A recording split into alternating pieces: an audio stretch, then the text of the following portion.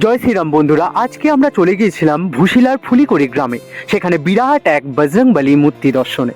কালকে থেকে শুরু হচ্ছে বজরংবলী, আমাদের বজরংবলীর পুজো। আর তার সাথে সাথে আজকে থেকে বিভিন্ন দোকান মেলাতে বসে গিয়েছে, সেটা তোমরা দেখতে পাচ্ছ। 7 দিন ধরে চলবে এই মেলা। দেখতে পাচ্ছ বন্ধুরা, বিরাট এক বড় বজরংবলীর মূর্তি আমাদের সামনে। তো তোমরাও যদি এই মূর্তি দর্শন করতে আসতে চাও, অবশ্যই 27 তারিখ থেকে আগামী 7 দিন ব্যাপী এই মেলা ও পুজো চলবে। তোমরা অবশ্যই এসো আর ভুশিলা গ্রামের ফুলিকড়ি অঞ্চলে ঠিকানাটা মনে রেখো। তো বন্ধুরা, পেছনে দেখতে পাচ্ছ 21 হাত বজরংবলীর মূর্তি।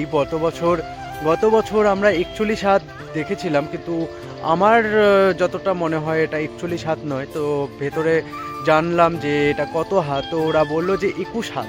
এবার 21 হাত বজরংবলী মন্দির, বজরংবলীর এই মূর্তিটা করা হয়েছে 21 হাত উঁচু।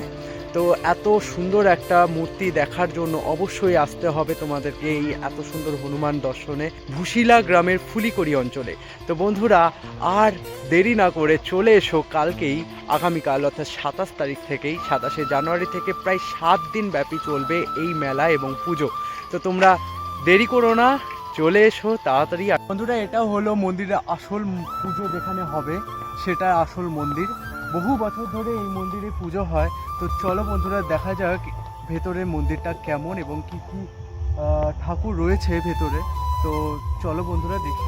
বন্ধুরা, এই মন্দিরের ভেতরে আমরা দেখে নিয়েছিলাম বিভিন্ন মন্দির তৈরি হচ্ছে, এখনো পর্যন্ত আলপনা দিয়ে তারা সাজাচ্ছে, রঙের কাজ চলছে, বিভিন্ন মূর্তি যেগুলো মূর্তির পুজো হবে তো সেগুলো কাজ চলছে।